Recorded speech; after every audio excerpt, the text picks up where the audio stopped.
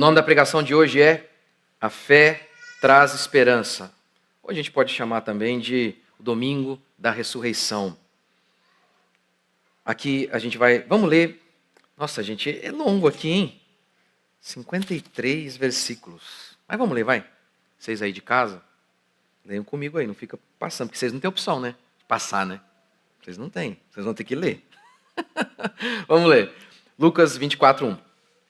No primeiro dia da semana, bem de madrugada, elas foram ao sepulcro, levando as essências aromáticas que haviam preparado. Isso que mostra que elas achavam que Jesus estava morto. Elas levariam aquele perfume para perfumar o corpo de Jesus. Elas achavam que Jesus estava morto, apesar de Jesus ter dito várias vezes que ao terceiro dia ele iria ressuscitar. Ele não disse uma vez, ele disse 3 pelo menos. Mesmo assim, elas foram lá achando que iriam ver um morto. Verso 2. E encontraram a pedra do sepulcro removida. Elas entraram, mas não acharam o corpo do Senhor Jesus. E ficaram perplexas com isso. Então lhes apareceram 2 anjos, com roupas resplandecentes. Elas ficaram com medo e abaixaram os olhos para o chão. E eles disseram: por que procurais entre os mortos aquele que vive? Como se os anjos dissessem: o que vocês estão fazendo aqui? Não era para vocês estarem aqui. Ele disse que ele iria ressuscitar. Por que vocês são tão tardios em crer?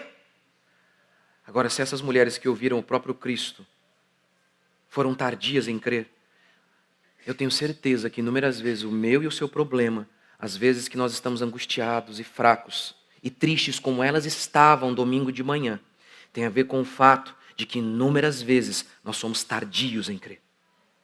Elas amanheceram tristes. O dia amanheceu triste para elas. Não precisava ser assim. Mas elas não estavam crendo nas palavras de Jesus. Verso 6. Ele não está aqui, mas ressuscitou. Lembrai-vos de como vos falou ainda na Galileia. Lembra, ele falou para vocês.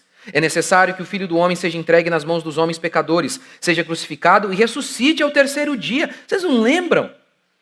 Então elas se lembraram das suas palavras e voltando ao sepulcro, voltando do sepulcro, anunciaram todas essas coisas aos 11 e a todos os outros. Ou seja, os 11 eram os discípulos, porque Judas já não mais era.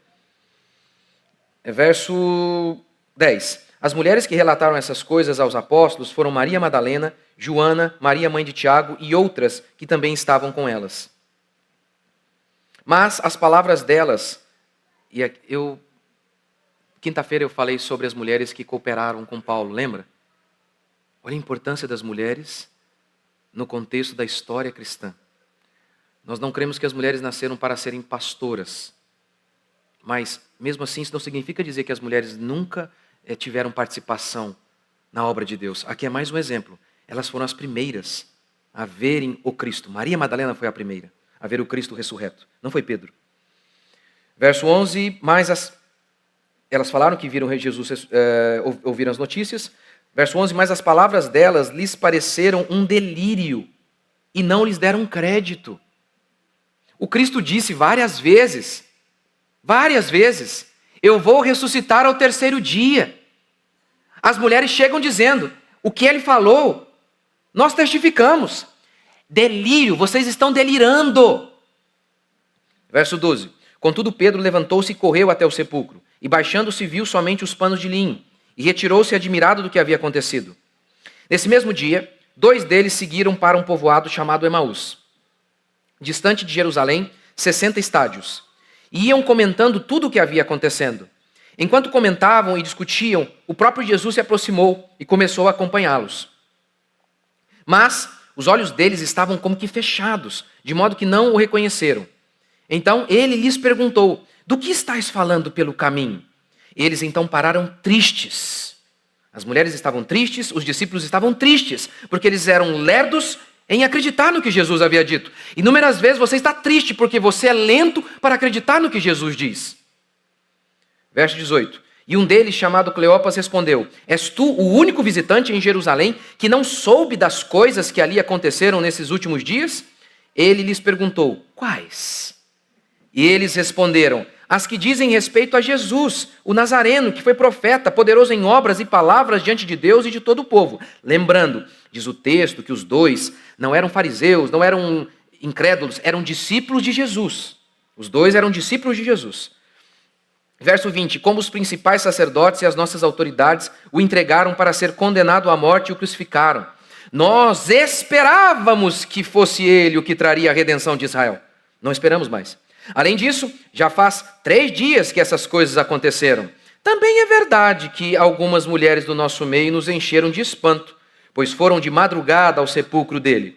E não achando o corpo, voltaram afirmando ter tido uma visão de anjos que diziam que ele está vivo.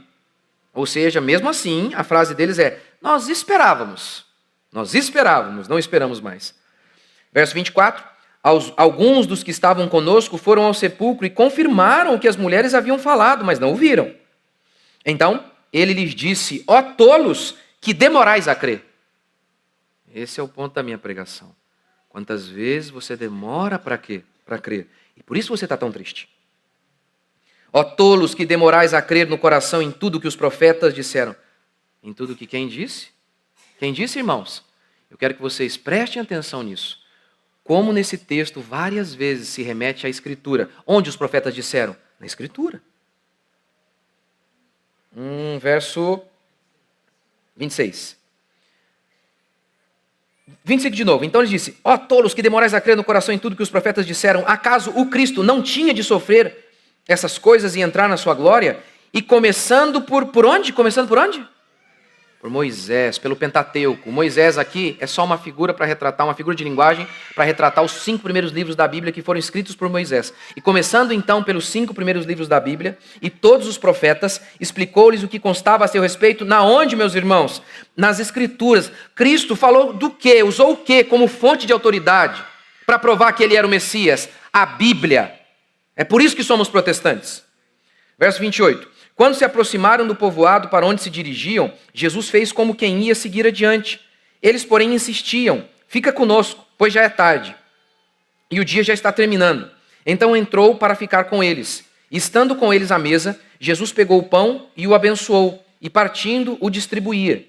Então os olhos deles foram abertos e o reconheceram, e ele desapareceu de diante deles. E disseram uns aos outros: acaso o nosso coração não ardia pelo caminho, quando ele nos falava e nos abria as Escrituras? Bem que a gente via que era diferente aquele homem que falava conosco, porque o nosso coração queimava quando ele falava. E nós então nos lembramos de que era o Cristo, tinha que ser ele, porque quando ele falava de modo único e diferente, e o nosso coração ardia. Verso 33.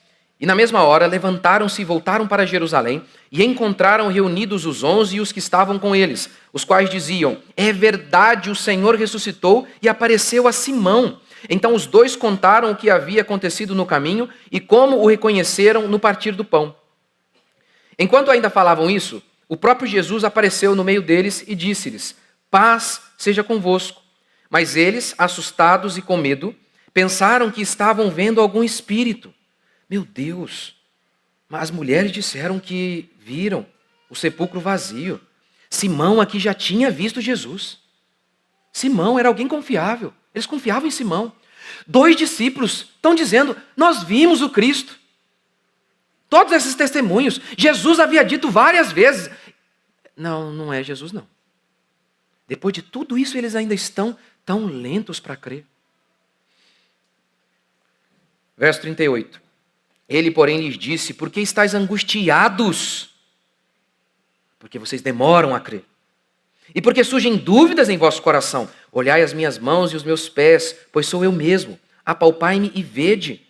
Porque um espírito não tem carne nem ossos, como percebeis que eu tenho. E dizendo isso, mostrou-lhe as mãos e os pés. Admirados e ainda sem acreditar, meu Deus do céu. Isso aqui é o apóstolo Pedro, né? É óbvio que não acontece com vocês não, né? Quem que é Pedro comparado com vocês, né? Não é? Verso 44. 44 que eu estou? 41. Admirados e sem acreditar por causa da alegria, Jesus lhe perguntou: tendes aqui alguma coisa para comer? Verso 42. Então lhe deram um pedaço de peixe assado, o que é importante também na descrição aqui. Ele o pegou e comeu na frente deles. Depois lhes disse: são estas as palavras que vos falei, estando ainda convosco. Era necessário que se cumprisse tudo o que estava escrito sobre mim. Onde? Onde, gente? Vocês estão vendo a quantidade de vezes que fazem referência à Escritura? A Escritura é a fonte de autoridade. o que estava escrito sobre mim na lei de Moisés, nos profetas e nos salmos. Então lhes abriu o entendimento. Para quê? Para compreenderem as Escrituras. É por isso que a gente é protestante. E disse-lhes, está escrito que o Cristo sofreria e ao terceiro dia ressuscitaria dentre os mortos, e que em seu nome se pregaria o arrependimento para perdão dos pecados a todas as nações, começando por Jerusalém. Vós sois testemunhas dessas coisas. Envio sobre vós a promessa de meu Pai, mas ficai na cidade, até que do alto sejais revestidos de poder. Então os levou até Betânia, levantando as mãos os abençoou. E aconteceu que enquanto os abençoava, afastou-se deles e foi elevado ao céu. Depois de o adorar, eles voltaram com grande alegria para Jerusalém e estavam continuamente no templo, bendizendo a Deus. Eu acho que eu já podia ir embora aqui, porque já preguei. Já.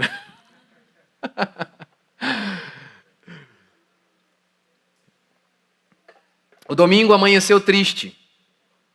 O domingo amanheceu triste. Com muita devoção, mas pouco conhecimento e fé. Havia devoção. Elas foram lá. As mulheres pegaram o que tinham de melhor, levaram os seus perfumes. Isso denota quão piedosas elas eram. Elas foram bem de madrugada. Isso mostra que elas tinham piedade, mas faltava conhecimento e fé. Ora, a falta de fé nos leva à tristeza. A nossa falta de entendimento da Escritura nos leva a um estado de angústia. No Inferno de Dante, uma obra clássica da Idade Média, uma obra católica, no Inferno de Dante estava escrito assim, deixai a porta do inferno, deixai toda a esperança vós que entrais. Aqui ele acertou. O inferno é verdadeiramente isso, a falta de esperança. Você pode enfrentar o luto, se você tiver fé. Mas sem esperança, sem propósito, até o paraíso parece virar um inferno. Foi a falta de fé na Escritura que fez aquele domingo amanhecer daquele jeito, sombrio, trazendo infelicidade e angústia àquelas pessoas. Foi a falta de fé, foi o fato de que aquele povo foi incrédulo, de que diante de todos os sinais, diante de todos os testemunhos, 1, 2, 3, 4, e mesmo assim eles demoravam a crer, como Jesus os advertiu. Ó tolos e nécios, por que vocês demoram tanto a crer? Diante de todos os sinais que eu dei a vocês? Nós temos motivos para crer na Escritura. A confiabilidade histórica dela, o cumprimento da Escritura, o cumprimento das profecias. Terceiro, a morte e ressurreição de nosso Senhor Jesus Cristo, que é a chancela sobre toda a Escritura. A nossa fé é baseada na Escritura. Por quê? Porque Jesus Cristo disse que ela é a palavra de Deus. Comecemos então assim. Primeiro, muita devoção, pouca fé. As mulheres descobriram o lugar do sepulcro, pegaram seus perfumes, foram até lá, mas lá os anjos disseram, o que vocês estão fazendo aqui? Não era para vocês estarem aqui. A pergunta do anjo é uma pergunta como se de espanto. Não, o que vocês estão fazendo aqui? Não era para vocês estarem aqui. Jesus disse 3 vezes que iria ressuscitar ao terceiro dia. Como aqui é dito, Jesus fala, eu não falei para vocês na Galileia? Onde está isso? Lá em Mateus. Põe lá. Mateus 17. Reunindo-se eles na Galileia, Jesus lhes disse, o Filho do Homem está para ser entregue nas mãos dos homens, eles os matarão e ao terceiro dia ressuscitará. E eles se entristeceram ao ouvirem isso. Lá em Mateus 17. Aquelas pessoas eram pessoas fervorosas. Eram pessoas que amavam a Jesus. E mesmo assim, por conta da sua incredulidade e da sua ignorância, estavam tristes. Na sua caminhada, meu irmão, você pode estar aqui, você ama Jesus, mas por conta da ignorância e da incredulidade, mesmo amando a Jesus como aquele povo amava, inúmeras vezes você se coloca no momento em que você permanece angustiado, em que você se vê fraco, e tudo isso tem a ver com a falta de fé. Não é sem razão que a Escritura declara que é por meio da fé que nós somos salvos. Não é por acaso que a Escritura declara em Hebreus que todos os grandes feitos do povo de Deus, fechar a boca de leão, enfrentar o Coliseu romano, lutar contra leões, enfrentar a espada, exércitos, tudo foi feito por meio da fé. Tudo. Sem fé É impossível agradar a Deus. Tudo o que não procede de fé é pecado, diz a Escritura. É a nossa certeza plena de que Jesus é Deus, Jesus é o Messias, Ele é o cumprimento da palavra. É isso que nos sustenta, é isso que você precisa. A cada dia, que a sua fé esteja firme no Senhor, como Paulo fala aos filipenses, permaneçam firmes no Senhor. Elas não estavam, apesar de amar Jesus, de ter devoção, eles não estavam crendo. E por isso amanheceram tristes. O texto do verso 11 aqui de Lucas declara que quando elas falaram, olha, o sepulcro está vazio. O anjo me disse e me lembrou das palavras que Cristo havia dito para nós. Vocês não se lembram, meus irmãos? E os discípulos, vocês estão delirando. Vocês estão delirando. Eu citei esse texto aqui semana passada. Põe lá, João 20, verso 9. João, junto com Pedro, vai ao sepulcro e vê o sepulcro vazio. E aí o texto diz, é o João dando testemunho dele mesmo, tá? Pois ainda não tinham compreendido, ou seja, ele está falando na terceira pessoa, mas eu não tinha compreendido a Escritura, segundo a qual era necessário que ele ressuscitasse dentre os mortos. E mais uma vez a citação da Bíblia. Você vê Lucas 24 repleto de citações da Bíblia. A fonte de autoridade é a Bíblia. O tempo todo Jesus cita a Bíblia para provar para eles que ele é o Messias. Gente, ouvindo a pregação perfeita, eles não entenderam. Como é que vocês acham que eu saio de casa? Cristo pregou, eles não entenderam, 3 vezes. E eu fui louco bastante de sair de casa hoje. Crendo que Deus vai fazer um milagre para falar com vocês. Por quê? É um verdadeiro milagre que vocês entendam, que eu entenda. Porque a fé é um verdadeiro milagre. A fé é dos eleitos. A fé é dos eleitos. Vários sacerdotes viram os milagres operados por Cristo, mesmo assim não creram. Israel não creu, mesmo depois de ter visto inúmeros milagres. O mais assustador de todos, eu falei para vocês sobre isso esses dias, aqui pregando sobre Lucas. O mais assustador de todos. Jesus ressuscita, os 2 soldados vão até os sacerdotes e confirmam, Jesus ressuscitou. Os soldados não dizem, olha, sumiu o corpo, não sabemos. Falam, olha, ressuscitou. Diz o texto que os sacerdotes subornam os 2 para que eles mentissem. Eu lembro que quando eu lia isso, eu falava, isso aqui não faz sentido. Pelo amor de Deus, o mais corrupto dos homens, não é possível. É Cristo ressurreto. Aqueles sacerdotes deveriam se arrepender. Não se arrependeram. Não se arrependeram. Nem com o testemunho fiel de que o Cristo havia ressuscitado. Isso mostra, meus irmãos, que a fé é um dom de Deus. Que nós, por nós mesmos, por conta de nossos pecados, não podemos enxergar o Cristo. A fé é dos eleitos. Se você está aqui hoje, e você quando me ouve falar, o seu coração também queima por conta das palavras de Jesus. Se quando você me ouve descrever o texto, você fala, eu creio que Jesus é o Messias, saiba, você não fala isso de si mesmo. Porque ninguém pode falar isso de si mesmo, disse Cristo. Vocês só falam isso por meio do Espírito Santo de Deus, que capacitou cada um de vocês.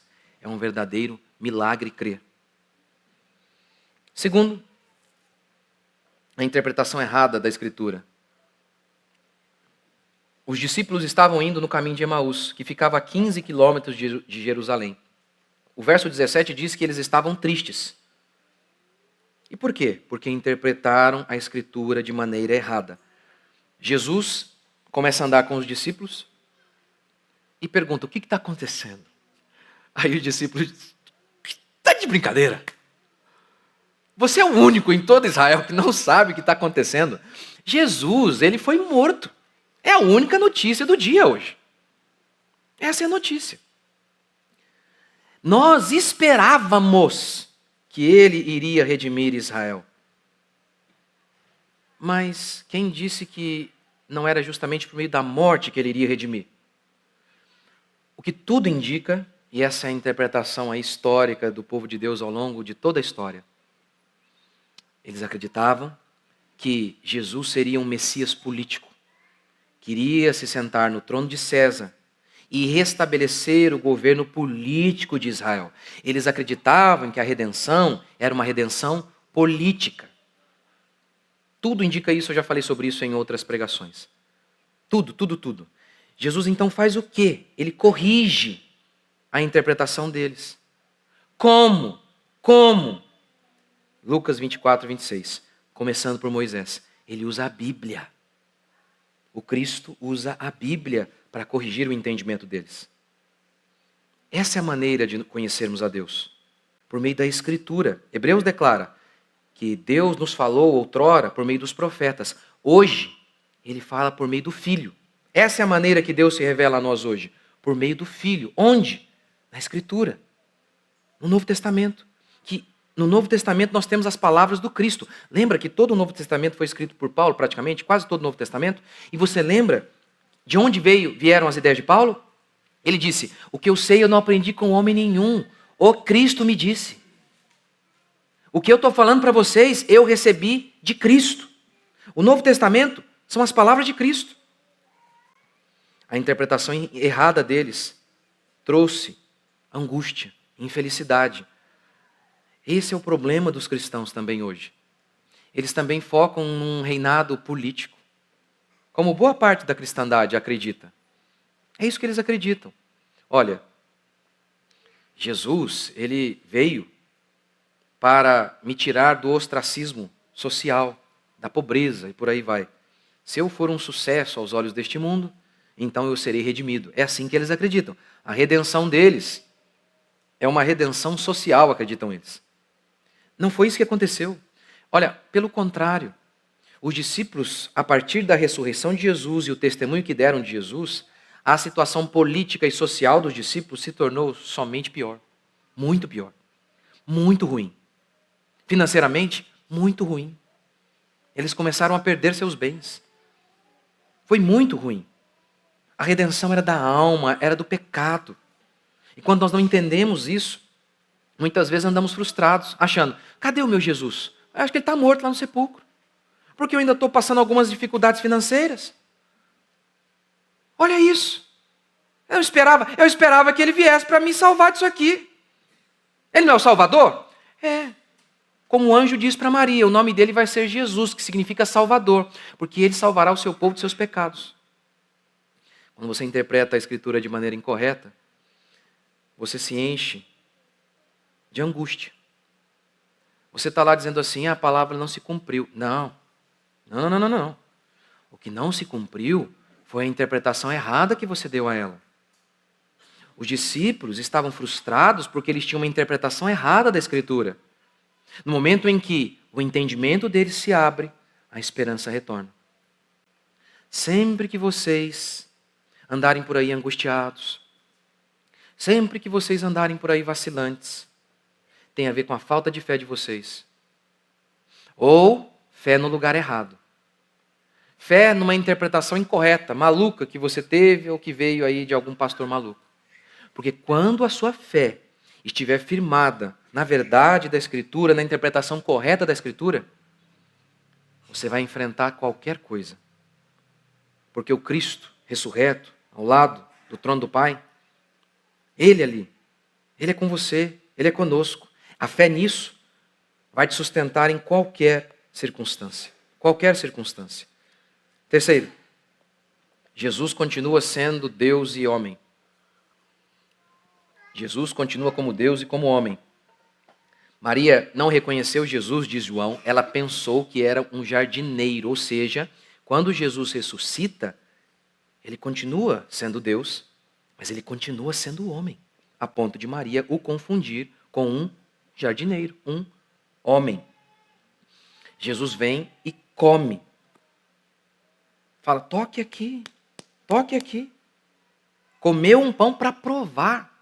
É o que o texto diz. Come o pão para provar. Para provar que tinha um corpo, diz o verso 41, ele comeu peixe. No Éden, ora,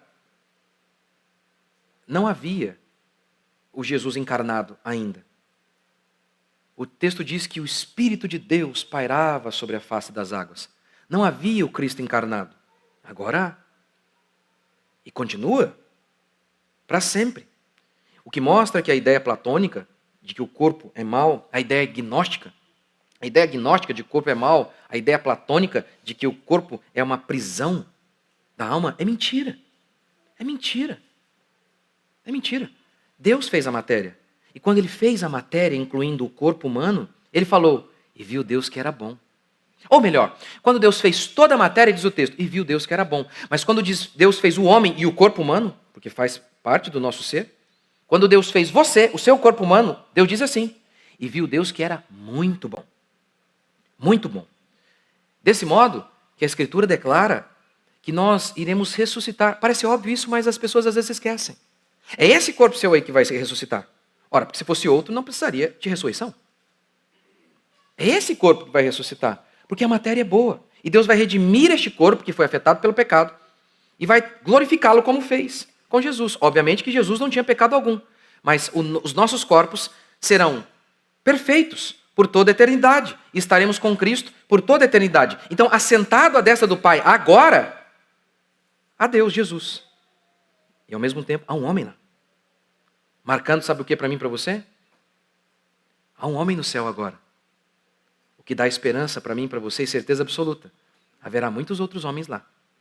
Muitos outros. Porque Jesus vai ressuscitar os nossos corpos.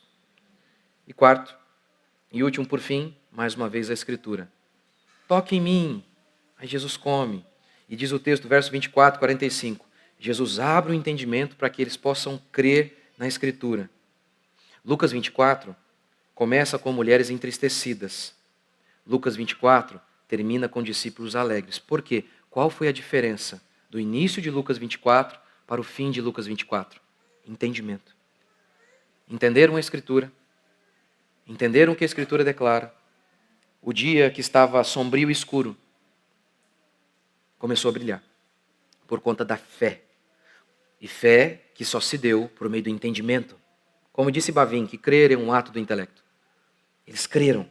E ao crerem, a angústia foi embora. É isso que nós estamos aqui. É por isso que nós estamos aqui hoje, meus queridos irmãos. Tudo mais é secundário. Mas essa certeza de que o Cristo ressuscitou, o Cristo homem está sentado à destra do Pai, essa é a convicção que nos mantém de pé. E é isso que Lucas quis mostrar para Teófilo quando ele escreveu Lucas.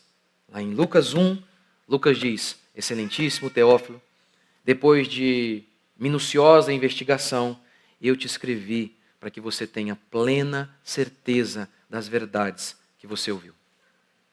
E é isso que eu tentei fazer aqui com vocês, expondo Lucas. Eu acho que eu ainda tenho mais uma pregação sobre Lucas, mas já estou encerrando. Mas o objetivo era este. Era mostrar que nossa fé não é um salto no escuro. Nós não somos como as outras religiões. Todas as outras religiões são baseadas em um homem que diz ter ouvido Deus falar com ele. Mas qual a prova disso? Não tem prova nenhuma. É crer no escuro. Vocês têm que crer em Maomé, no escuro. E depois que morrer, ver se aquilo que ele falou é verdade. Se vai haver lá 70 virgens para você que matar alguém aí. Tem que ver lá depois. Arrisca aí para ver. O que Joseph Smith disse, o que Ellen White disse e tantos outros. Eles disseram que ouviram Deus. Qual a prova? Depois que morrer, vocês vêm lá. Agora, eu não preciso disso não. Porque eu já sei. Porque a minha fé é a única fé nesse mundo que é baseada em um evento histórico. A morte e ressurreição de uma pessoa. Algo investigado. Algo que pode ser investigado. Algo que pode ser analisado. Porque Deus nos dotou, meus irmãos. Deus nos dotou de intelecto para isso. Para que nós pudéssemos crer. Para que nós pudéssemos entender que Ele é a verdade. E é por isso que nós estamos aqui. Porque Jesus Cristo nasceu de uma virgem. Viveu sem pecado.